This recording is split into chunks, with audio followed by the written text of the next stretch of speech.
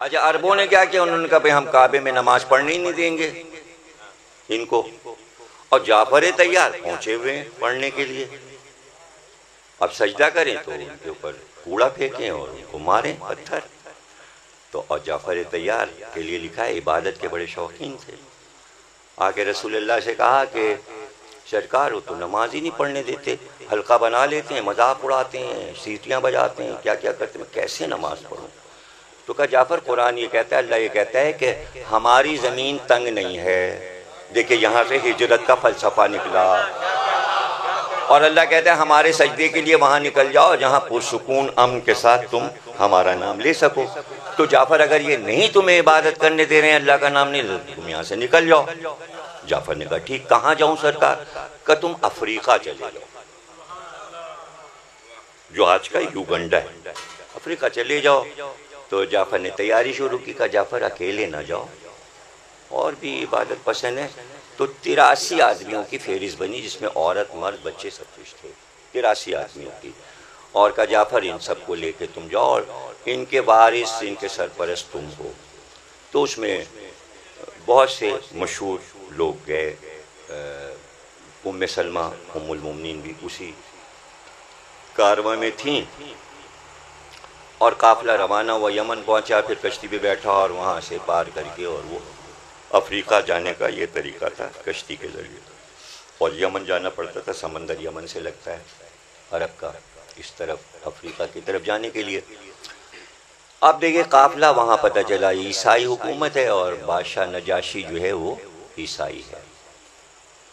अब ये काफिरों ने पीछा किया, मक्के वालों ने, कुरैश ने, कि वहाँ पर जाके हम इन्हें सज़ा दें, ये हमसे भागें। तो 3-4 आदमी वहाँ पहुँच गए नजाशी के पास, बादशाह के पास। नजाशी जो है वो खिताब है, नाम नहीं है, बल्कि अस्मई उसका नाम है, स्वाद से। तो जैसे रूम के बादशाह को कैसर कहते थे, ईरान के बादशाह को किसरा कहते थे, इसी तरह अफ्रीका के बादशाह को नजाशी कहते थे। तो हर बादशाह नजाशी होता था, वो अपने अहद का नजाशी था। तो 4 मिसरे हज़रत अबू तालिब ने कहे। अब उस ज़माने में ज़राए अबलाग शायरी थी, जैसे आज अखबार, टेलीविज़न, कंप्यूटर है, उस ज़माने में शायरी ज़राए अबलाग, उससे पैगाम पहुँचता था। तो शेर फ़ौरन ज़बानी याद हो जाता था, मुल्को 1 हफ्ते के अंदर वो मशहूर हो जाता था। तो 4 मिसरे कहे कि नजाशी की तरफ मेरा बेटा जाफर गया है, पता नहीं उसने क्या सलूक मेरे बेटे से किया। बस 4 मिसरे कह दिए। वो शेर वहाँ तक पहुँच गए, नजाशी तक, अबू तालिब के। और जाहिर है कि वो समझ गया इशारा कि अबू तालिब क्या चाहते हैं। अब अबू तालिब तो अरब के बादशाह थे, वो अफ्रीका का बादशाह था। तो बादशाह की ज़बान भी समझता है, पैगाम भी समझता है। अब आप कहानी सुनने लगे, अब कहानी सुनने में लग गए, और हमारे लिए मसला पैदा करने वाले हैं, कहानी आगे नहीं बढ़ने दे रहे हैं। आप ये बोलना है और मुझे बोलते रहना, सलवात पढ़िए।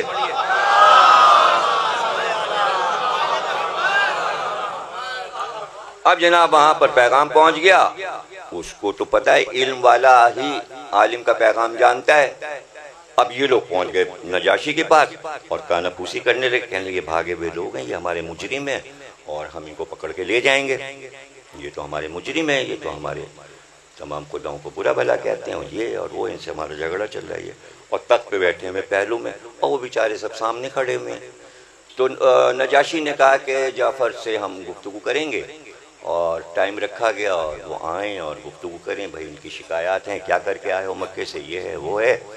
तो फिर जाफ़र ने गुफ्तगू शुरू की।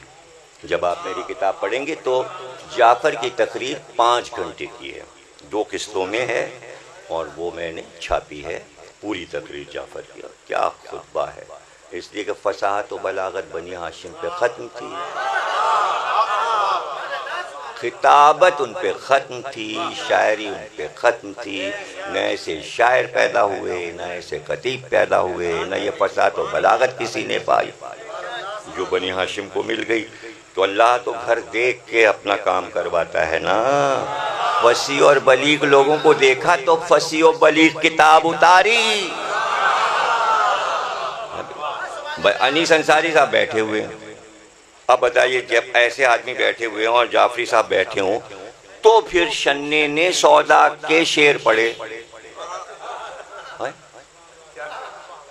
और वहाँ हजरतगंज में जाके जहाँ चाट मसाला बिक रहा है, कपूर होटल में बैठ के बैरों से कहा तुम्हें सौदा के शेर सुनाए, तो कहेगा इसको सौदा हो गया, ये सौदा ही हो गया। कौन सौदा? तो जो सौदा को जानेगा उसी के सामने तो शेर पढ़े जाएंगे, तो कुरान वहीं तो उतरेगा जो फसाद और बलागत के मानी जानता हो।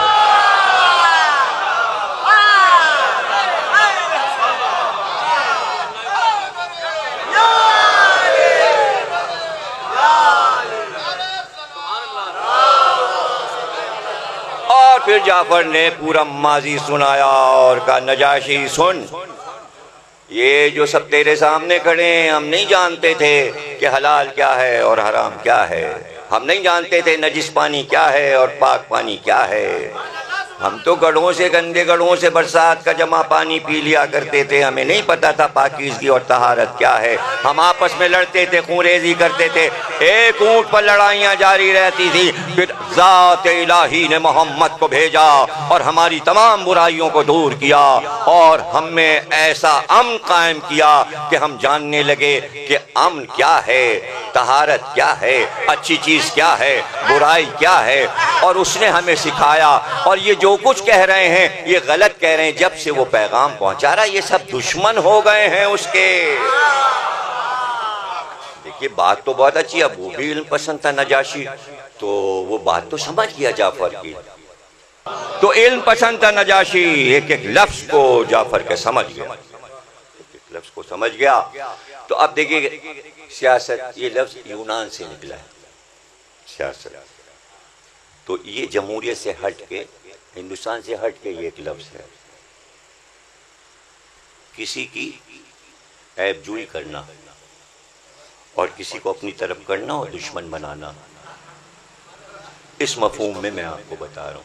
तो कान में वो आए हुए सफ़ीरों ने नजाशी को ये कहा, देखिए कमाल देखिएगा, देखा बादशाह मुतासिर हो गया, ऐसा ना हो मोहम्मद के पैगाम की तरफ रागिब हो जाए। तो कान में कहा, इनसे पूछिए तो ये ईसा के बारे में क्या कहते हैं।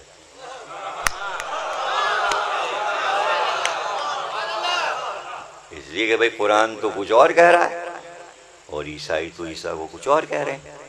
टकरा दिया, नहीं समझा, अकीदे की लड़ाई करवा दी, जहन में अकीदे की लड़ाई करवा दी। लड़ाई फिक़ा पे नहीं होती, लड़ाई फुरू पे नहीं होती, लड़ाई अकीदे पे करवाई जाती है। लखनऊ का भी थोड़ा सा मसला है, ये हो सकता है ठीक ठाक जाफर की इस तकरीर की रोशनी में। नजाशी जी का तुम्हारा मजहब, तुम्हारी किताब हमारे ईसा मसीह के बारे में क्या कहती है? हाँ, क्या जाफर के जुमले हैं। जिस वक्त मैं सोचता हूं कि मैं अदा करूंगा तो मैं झूमने लगता हूं, और अदा करने के बाद तो मुझ पे कैफियत तारी हो जाती है कि नबी नहीं है जाफर, इमाम नहीं है, सिर्फ मोहम्मद से थोड़ी सी तालीम हासिल की है, मगर अबू तालिब के बेटे हैं और अली के भाई हैं। तालिब और अकील से 20 साल छोटे हैं, हर भाई में 10-10 साल का फर्क है। तीसरे नंबर के भाई हैं, अली चौथे नंबर के, और सब में 10-10 साल का फर्क है।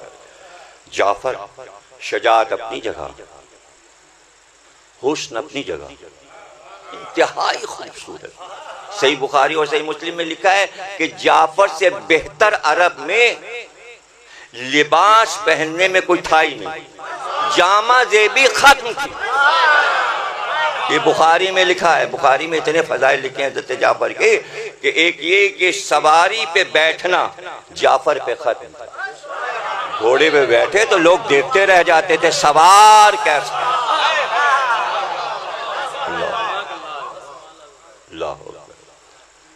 हुस्न, खूबसूरती, अमामा बांधे खड़े हुए, शमले लटके हुए, कबादोश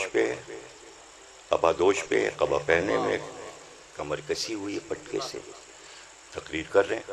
बुलंद कामत, हुस्न में लाजवाब, फसाहत और बलागत, लहजा खूबसूरत। और ऐसे में पूछना तुम्हारा मजहब ईसा के बारे में क्या कहता है?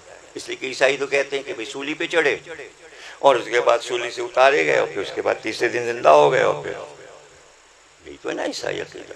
और इस्लाम कहता है कि वो सूली चढ़े ही नहीं। तजाद देखिए, उस सिरे का अकीदा इस सिरे का अकीदा, दो अकीदे टकरा रहे हैं, कहाँ से ढूंढ के लाए? इसके मतलब काफिर कुरान बहुत गौर से सुन रहे थे सियासत लड़ाने के लिए, कि उन्हें पता है कि सूरह मरियम है कुरान में 19वां सूरा, जिसमें हजरत ईसा पे बात हुई है, मोहम्मद ने किया है, तो सुना तो है खुतबा, सूरा सुना है। तो नजाशी ने कहा क्या कहता है तुम्हारा मजहब? हजरत ईसा ने फरमाया ये फरमाया, हजरत मरियम ने ये फरमाया, 19वां सूरा।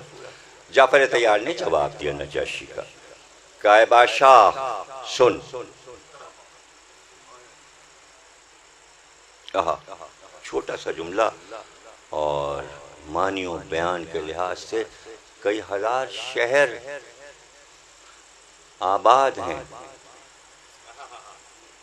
इस जुमले में जाफर के ढूंढिए कि मानियों बयान के कितने शहर इस जुमले में आबाद हैं, ढूंढ लीजिए।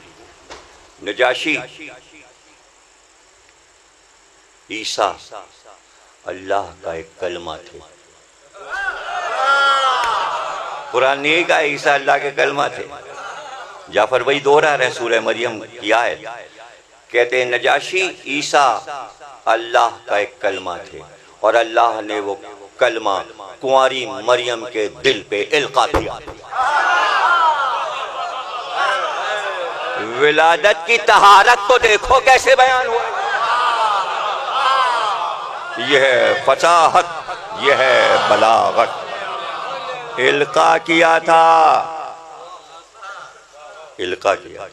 इल्का यानी वही, ऐसा कलमा जिसकी वही हो गई माँ पर। कोई पैदाइश वो ये सब बेकार बातें, कुरान ने सब नहीं बताई। बस मलक ने आके ये कहा मरियम अल्लाह ने तय किया है, अल्लाह तुम्हें बेटा देगा। उसी जुमले को अपनी फसाहत में कैसे सुना दिया। जैसे ही जाफर ने ये कहा नजाशी झूमने लगा। उसके ईसा और उसके मरियम की ऐसी तारीफ कहाँ हुई थी? ऐसी तारीफ तो इंजील ने भी नहीं की थी। वो तो हैरान हो गया और उतरा तक से, और उतर के जमीन पे बैठ गया। और तमाम चारों तरफ जितने अफ्रीकन्स खड़े थे सबकी आंख से आंसू बह रहे थे। नजाशी भी फजाइल अपने नबी और नबी की माँ की सुनकर रोने लगा। ये खुशी के आंसू होते हैं, है ना। जब आप कभी सुनते हैं कि फ्रांस के किसी स्कॉलर ने हुजूर की तारीफ की तो आंख में आंसू आ जाते हैं। ये एक नफ्सियाती चीज़ है। उसके भी आंसू आ गए। जमीन पे बैठा, वहां एक तिनका पड़ा था, वो तिनका उठाया उसने और कहा अहले दरबार, हमारा जो अकीदा है, इंजील जो कहती है ईसा और मरियम के बारे में, और जो कुछ जाफर ने कहा, इन दोनों बयानात में इस तिनके के बराबर भी फर्क नहीं। अब देखिए मैंने क्या कहा था, जुमला मैंने कहा था जहां अकायद की लड़ाई हो वहां दोनों तरफ के अकायद ऐसे बयान कर दो कि तिनका बराबर फर्क ना हो।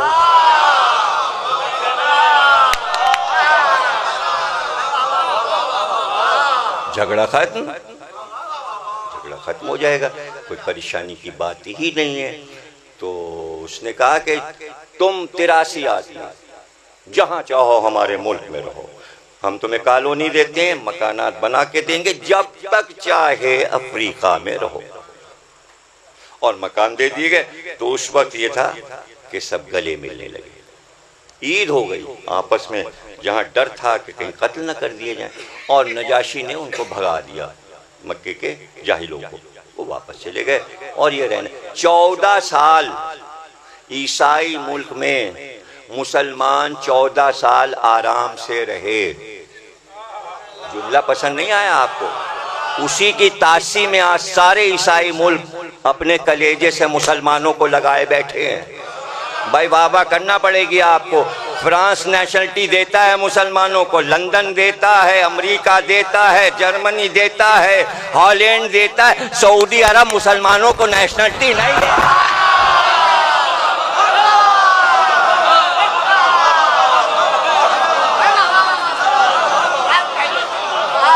और फिर आज़ादी, मस्जिद बनाओ, नमाज करो, तरावी करो, जुलूस निकालो, आशूर मनाओ, मातम करो।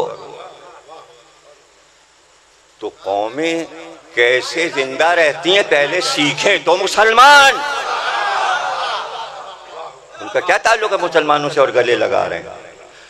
ईसाई मुसलमानों को गले लगा रहे हैं और मुसलमान को गले नहीं लगा पा रहा है, बल्कि गले काट रहा है। कभी कुवैत में, कभी यमन में, कभी यहाँ, कभी वहां, और वो भी अल्लाह के घर में बम के धमाके।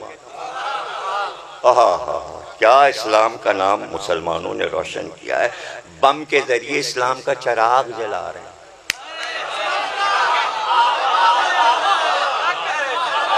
अब 14 साल के बाद 7 हिजरी में जब खैबर फतह हुआ और मदीने में इस्लाम अपने उरूज पे पहुंचा, तो जाफर के वहाँ शादी भी वहीं हुई।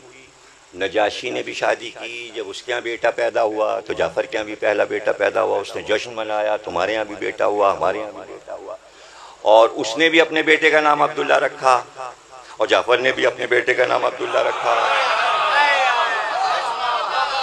अब्दुल्ला इब्न जाफर सबसे बड़े बेटे, फिर दूसरा बेटा ओन हुआ, फिर तीसरा बेटा मोहम्मद हुआ।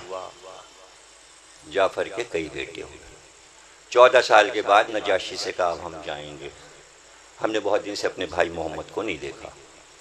अब नजाशी ने जो तोहफे भेजे हैं जनाब सरकार के लिए, बादशाह था, ऐसी ऐसी ज़रें और घोड़े और ये और वो और पता नहीं क्या क्या सामान, ये मोहम्मद को हमारी तरफ से दे देना, लिबास, चादरें, अबाएं,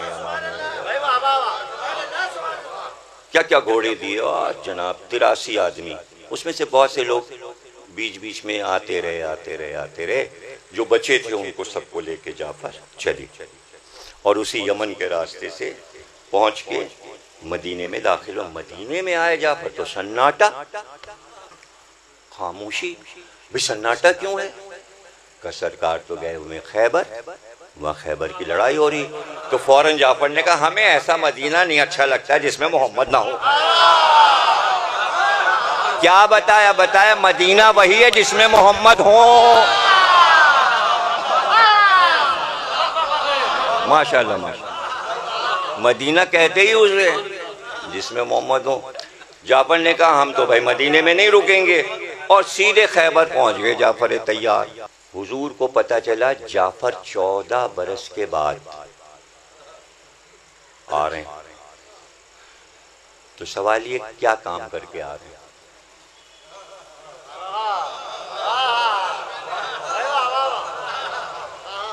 देखिए अमेरिका को पता चला कि मेरे पास कुछ बहुत कीमती मखतूतात हैं 700-800 बरस पुराने। उनका सफ़ीर मेरे घर आ गया, एम्बेसडर जेम्स ने कहा मुझे दिखाइए कुतुब खाना। मैंने दिखा दिया, उसने वीडियो बनाया। हम भाई ख़रीदेंगे। हमने कहा भाई ख़रीद लीजिए। भाई कितने के? उन्होंने कहा इतने के। पैसे आएंगे हांगकांग के बैंक से, अमेरिकन बैंक से। अरे भाई आप तो चीज़ ले जाएंगे, पैसे बाद में देंगे, आप लोगों को कोई ठिकाना। वो बचा। फिर उसने बताया कि मैंने जो PhD की है वो इस मौजू पे की है। सफ़ीर एम्बेसडर मुझे बता रहा है मैंने PhD की है अफ्रीका में इस्लाम की आमद कैसे हुई। ये मौजू मेरा वर्जीनिया यूनिवर्सिटी में PhD का मौजू था। समझिए आप? तो इस्लाम की पहली ईंट रखी जाफर ने अफ्रीका में कि आज बर्रे आज़म ला इलाहा कह रहा है। किसने कहलवाया? जाफर। तो हुजूर को मालूम है कि जाफर क्या काम करके आ रहे हैं।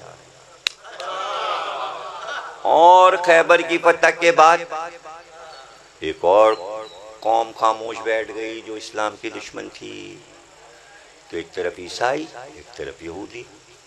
ये काम अली ने किया, वो काम जाफर ने किया। अब हुजूर का ही तो काम किया, अल्लाह का काम किया ना। हुजूर ही तो पैगंबर है। हुजूर ने फरमाया कि जाफर के इस्तिकबाल को हम आप चलेंगे। तो जनाब अली हमने फरमाया इस्तिकबाल हम करेंगे, हम करेंगे इस्तिकबाल। अब जाफर को पता चला हुजूर खुद आ रहे हैं इस्तिकबाल को, बड़ा भाई आ रहा है, पैगंबर आ रहा है इस्तिकबाल को। तो अब सामने नजर आए जाफर। जैसे ही हुजूर पे नजर पड़ी, जाफर ने चाह के घोड़े से उतर जाएं, प्यादा हो जाएं। दौड़ के सरकार ने आगे बढ़ के लजाम को, जाफर घोड़े से नहीं उतरना, ऐसे ही बैठे रहो। और लजाम को पकड़ लिया और घोड़े को लेके चले का, जाफर घोड़े पे बैठे रहो। लगता है बारात जा रही है, दूल्हा है और दूल्हा के घोड़े को कोई पकड़ के ले जा रहा है। तो बाबा ये तो फसाद व बलागत की बारात आ रही थी जो कलमा पढ़वा के कालों से आई है। अब तवज्जो कीजिएगा, सरकार घोड़े को लेकर चले और वो मंजिल आई जहां जाफर घोड़े से उतरे। जैसे जाफर घोड़े से उतरे, एक तरफ अली खड़े हुए थे, एक तरफ जाफर खड़े थे। वो यूं कहूँ, अगर नैयर साहब को शेर कहना हो तो मैं कवाफी दे दूं। एक तरफ जाफर थे, एक तरफ हैदर थे,